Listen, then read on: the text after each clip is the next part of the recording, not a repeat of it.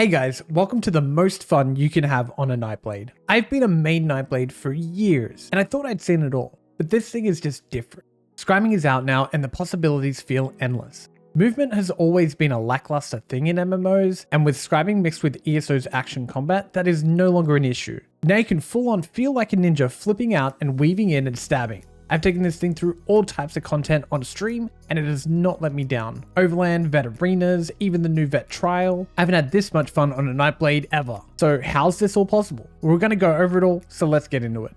Starting with race. How do you choose from the 10 races? Easy. Pick whatever one looks the coolest to you.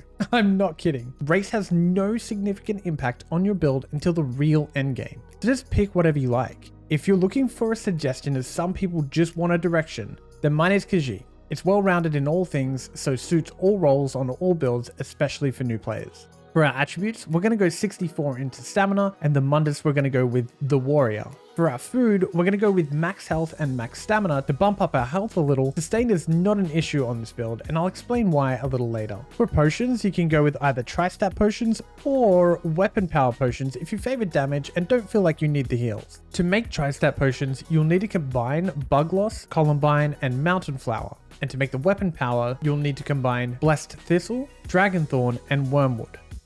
So for the gear, we're going to go with a couple of new things. First up, Slivers of the Null Arca set. This set, found in the new Lucent Citadel trial, is a medium set and is just so satisfying. 2 pieces give us crit, 3 adds Minor Slayer, 4 adds more crit, and the 5-piece bonus works whenever we deal critical damage. It gives you a stack of Sliver for 10 seconds. You can gain a stack every half a second. Once you have your 3rd stack, they merge into a crystal that launches at the last enemy you damaged, dealing physical damage. You can do this every 5 seconds. The secret to this is because it hits the last enemy damaged, it means you can hit more than one target, and that's what we've been doing.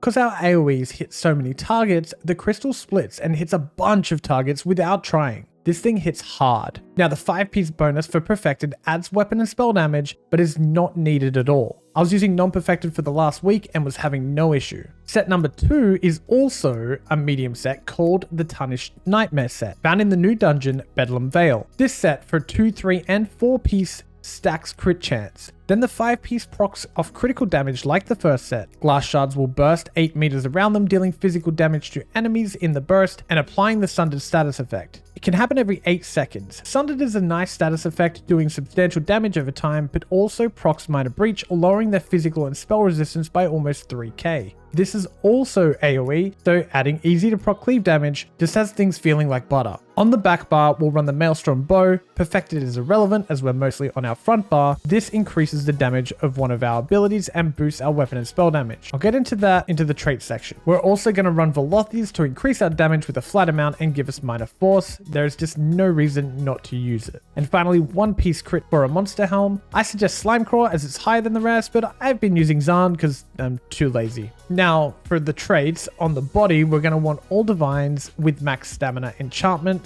Jewelry will be all infused or bloodthirsty with weapon and spell damage enchantments. Our front bar bow will be precise with a flame damage enchantment, and our back bar bow will be infused with a weapon damage enchantment. Because it's all medium, it doesn't matter what goes where as long as you can get it on. I will say getting the Null Arca bow on the front was definitely preferable for me, but it's not also the end of the world if you put Tarnished there. And that's it for gear. Now, for the skills, this is a 2-bar setup, but don't be intimidated, I've simplified it a lot. Starting out with our front bar, Shadowy Disguise is here mostly as a buff. This one does give us Major Savagery just for sitting on either bar. It is on our front bar, but we'll get into that later. Because I wanted to have this be a practical build where you didn't need to swap out a bunch of skills for different situations, we went with this over other sources. Now you can cloak and go invisible and sneak around for dailies, PvP, or just skip through a delve, whatever you want. Next up was Killer's Blade. This is our big execute, dealing 400% more damage to enemies under 50% health and healing us for a good chunk. This is a melee ability, so when we have to use it, we run in, stab the enemy, and then get out. It's leaning into the gameplay, and I love it. Our spammable is Lethal Arrow, dealing poison damage and applying the poison status effect. This thing hits like a truck. Look, this does apply Minor Defile, but that isn't really used in PvE, as enemies don't work the same as players, in short. Moving on to our bow proc, we're going to take the Magicka morph here called Merciless Resolve.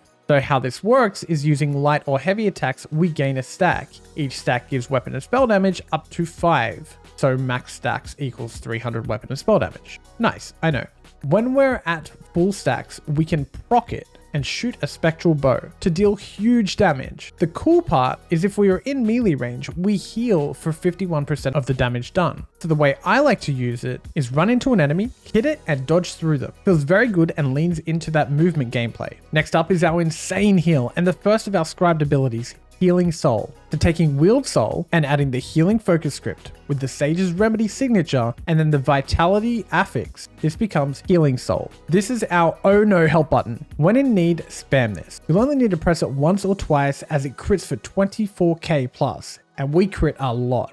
So it gives a huge burst heal, adds a nice heal over time, and gives us major vitality, increasing our healing received and damage shield strength by 12%. That's huge. Our front bar ult is going to be Soul Harvest. This thing is so much fun. Either morph is okay, but we went for this because while it's slotted, you gain 10 ultimate anytime you kill an enemy, which is just so nice. Also, though, when you activate this, you increase your damage done to them by 20% for 8 seconds. It's so strong and really makes you feel like a Nightblade. Onto the back bar. First up, we have Endless Hail, pretty much a standard for all bow users. This does really nice AoE damage for 15 seconds and keeps your Maelstrom bow procced even while on the front bar, which is very important. Next, another standard for Nightblades is Twisting Path. This skill is loaded, dealing decent AoE damage for 12 seconds. It also gives Major Expedition, increasing our movement speed by 30%, which stays with us after leaving the path, adding into more of that movement. This is also here for a similar reason to Shadowy Disguise, and don't worry, we will get into that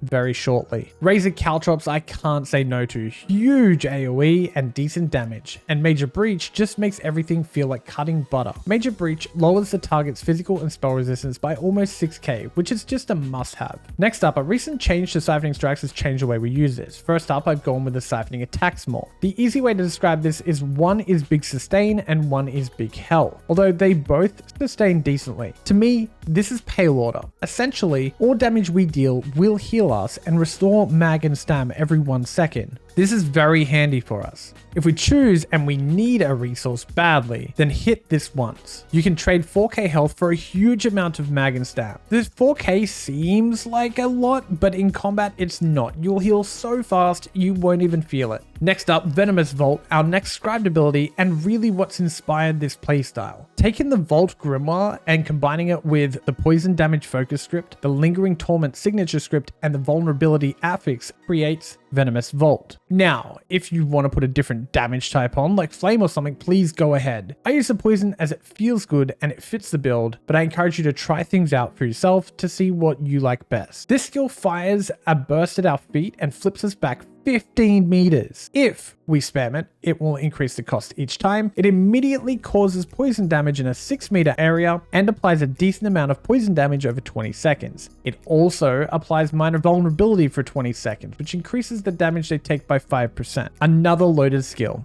This is all about the movement. Drop your AoEs, run in, flip out, hit them with some snipes, run back in, stab them, then boom, they're dead. I'm so excited. Now, on our back bar, you have a choice. You can either go Soul Harvest again, but if you're looking for a little more AoE damage, I'd suggest Shooting Star. A very fun and easy to use ult from the Mages Guild. This one will not let you down and continues in that ult building style we're going for. And that wraps up our skills.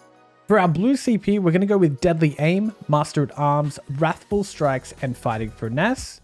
And on our red CP, we're going to go with Balanced Vitality, Fortified, Rejuvenation, and Bloody Renewal. Super simple. Now, I encourage you to read all of your Nightblade passives. There's a lot of hidden things in there. And there are reasons things are on the bars that they're on. There are two that I want to point out, both in the Shadow Tree. First, we have Shadow Barrier. Essentially, this one gives us major resolve when we cast an ability from this tree. Although your path lasts 12 seconds, your resolve only lasts 6. Because of this, if you're feeling squishy, just cast it again or go invisible. That will also proc it. The other one is Dark Vigor. This increases our max health by 3% per ability slotted and is why we have Path on the back and Disguise on the front, just to spread out that health. For the rotation, it's super simple. Pass Endless Hail, Caltrops, and Path. As you're running in, then use Vault to flip back away. Now just use Snipe until your bow's ready. If you're under 30%, run in wherever you can and use Killer's Blade to finish them off quick. That's it. Everything else is just utility. If you need resources, hit Siphoning. If you need a big heal, quickly hit Healing Soul. If you need to disappear, hit Shadowy Disguise. I wanted it to have movement over all things. You'll be flipping around, running super fast, and annihilating everything with precision. As I said at the beginning, I haven't felt this much like a Nightblade until now. It's all about fun. You don't need to swap skills out for anything different. You can just run it as an everyday build for all content, no matter how big or small. I hope you guys enjoy it as much as I have. My Nightblade is back and is for sure my favorite thing to play right now. If you like this video, don't forget to hit that like button. If you have any questions or feedback, let me know in the comments. If you want more of these, hit subscribe. You guys know the drill. Thank you all so much for watching, and I'll see you in the next one. I just want to give a shout out to our members here on YouTube, Dace, Zero Dead, and One Good Ride. Thank you guys so much for all of the support.